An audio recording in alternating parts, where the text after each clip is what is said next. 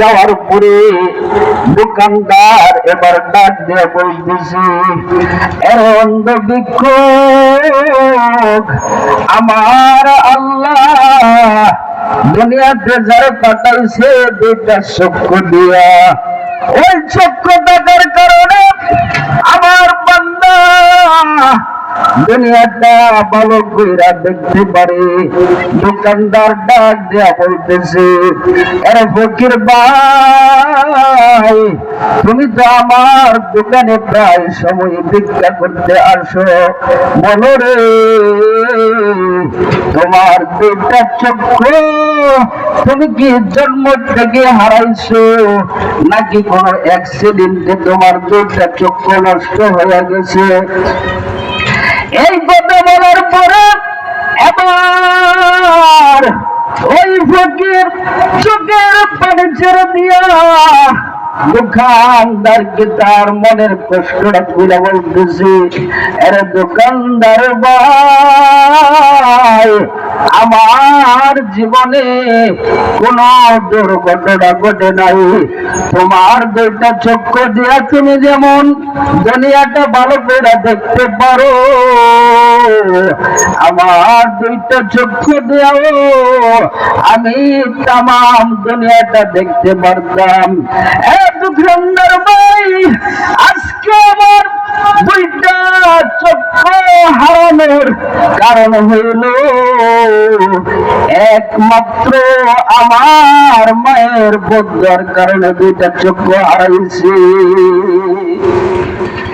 এবার দোকানদার বলতেছে, ফকির ভাই, কোন মা বাবা তার সন্তানকে এইভাবে বদলা দিতে পারে না, বলো তোমাকে তোমার মা কি কারণে তোমাকে বদলা দিল যার ফলে তোমার দুইটা চক্ষু নষ্ট হয়ে গেছে? এবার ওই ভিক্ষুক বলতেছে, দোকানদার ভাই, আমার ছোটবেলার ঘটনা হইল, আমার বাবা ছিল একটা কাটুরিয়া, আমার বাবা সে কাঠ কাটতো, আর আমি আমার আব্বার সাথে সব সময় কাঠের ব্যবসা করতাম। একদিনের ঘটনা, আমার আব্বা দুনিয়া থেকে বিদায় হয়ে গেছে, এরপরে আমার আম্মা আর আমি ছোটবেলা আমার আম্মার সাথে আমি বড় হইতে শুরু করলাম। আরে দোকানদার ভাই, আমার আম্মা আমাকে যখন বড় করতেছে, আমার মা পরের বাড়িতে কাজ কর্ম কইরা কিছু টাকা পাওয়ার পরে এই টাকা দিয়ে আমাদের সংসার চলে। আরে দোকানদার ভাই, আমার আম্মা আর আমার সাথে কোনদিন সংসারের মধ্যে ঝগড়া হয় না। এরপরে আমি যখন বড় হইলাম, আমার আম্মা একটা সুন্দরী মেয়ে দেখে দিন তারিখ ঠিক করে ওই সুন্দরী মেয়ের সাথে আমার আম্মায় বিবাহের আয়োজন করেছে। দোকানদার ভাই, আমার বিবাহের পরে 1 বছর যাবৎ সংসারটা ভালো চলছিল। এরপরে আমি যখন কাঠের ব্যবসা করি, বিকাল বেলা যখন বাড়িতে আসে, আমার স্ত্রী আমার আম্মা সম্পর্কে অনেক বাজে তথ্য আমার কানে দিতে আসে। এরপরে একদিনের ঘটনা হইল, ব্যবসা বাণিজ্য ভালো হয় নাই। এরপরে আমার স্ত্রী আমার আম্মা সম্পর্কে যখন খারাপ অভিযোগ গুলো দিতে লাগলো, দোকানদার বাইরে আমার তখন চেহারাটা নষ্ট হইয়া আমার চোখ দুইটা বড় বড় করে আমার মায়ের সাথে আমি রাগ করে বললাম, মাগো আর কোনদিন কিন্তু আমার স্ত্রীর সাথে খারাপ ব্যবহার করবে না। দোকানদার ভাই, এর কিছুদিন পরে আমার যখন আমার স্ত্রী যখন আমার আম্মা সম্পর্কে বাজে তথ্য দিতে লাগলো, আমার মেজাজটা খারাপ হয়ে গেল। রাগের মাথায় রাগ আর কন্ট্রোল করতে পারি নাই। এরপরে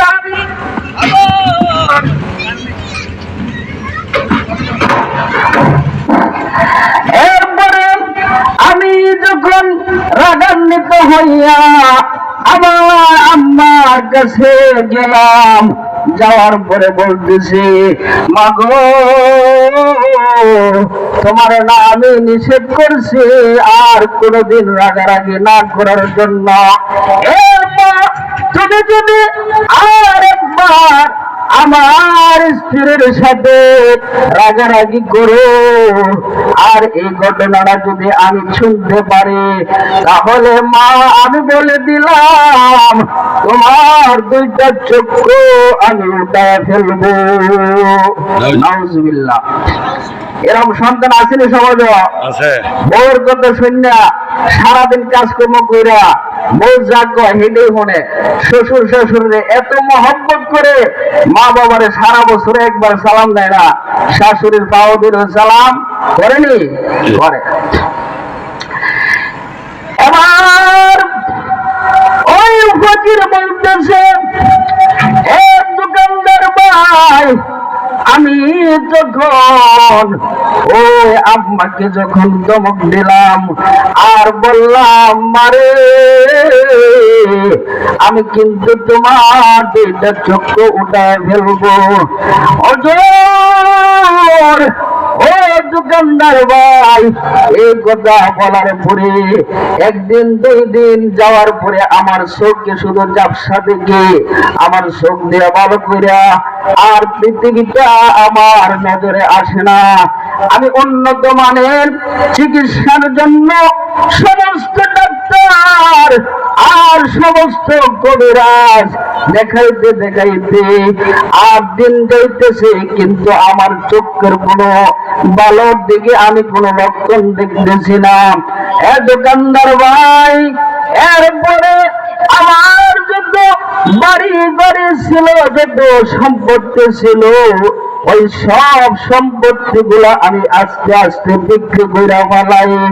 আমি চিন্তা করি আমার চক্ষু যদি ভালো না হয় তাহলে ওই জিনিস দিয়ে আমার কি কাজে আসবে না।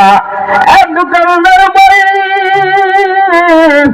আমি যখন আমার ওই সম্পত্তি গুলো আস্তে আস্তে আমি যখন বিক্রি করতে লাগলাম, উন্নত মানের চিকিৎসার জন্য যখন আমি গেলাম, ডাক্তার আমাকে এই পারমিশন দিয়ে দিল।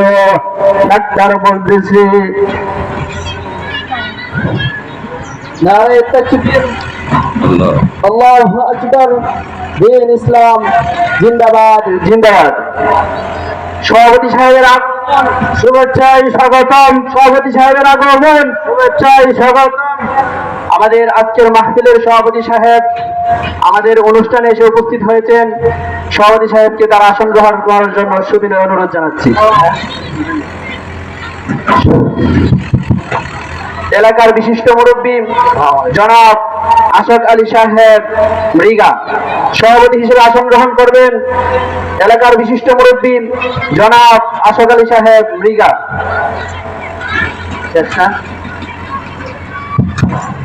এবার এই ফকির বলতেছে, দোকানদার ভাই, আমি আমার উন্নত মানের চিকিৎসা করার জন্য দেশের ডাক্তারে আর কোনো কাজ হয় না, এবার সব বিক্রি করলাম, আমার বাড়ি ঘর ইটা বিটা যা আছে সম্পত্তি সব বিক্রি করলাম।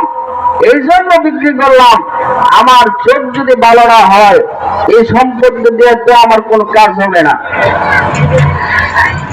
দোকানদার ভাই, ওই সমস্ত সম্পত্তি আমি যখন বিক্রি করে ফেলাইলাম আর আমার চিকিৎসার জন্য উন্নত মানের ডাক্তার আমি খুঁজতেছি।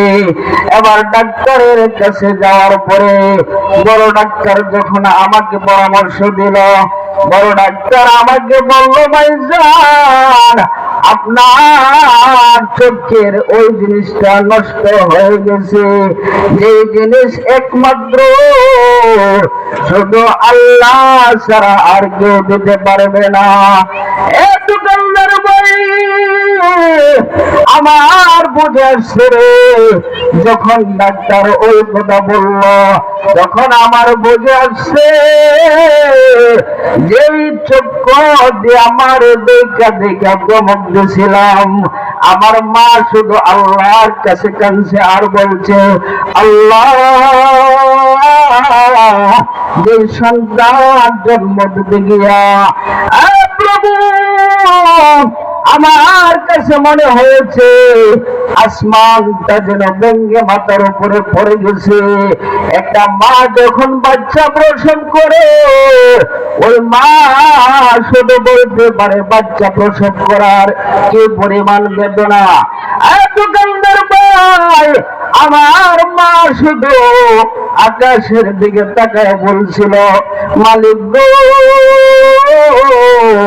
তোমার কাছে আমি বিচারটা দিয়ে দিলাম, যে সন্তান আমাকে দমক দেয় আর প্রভু স্ত্রীর কথায় মাকে দমক দিতে পারে, ওই সন্তান আমি চাই না।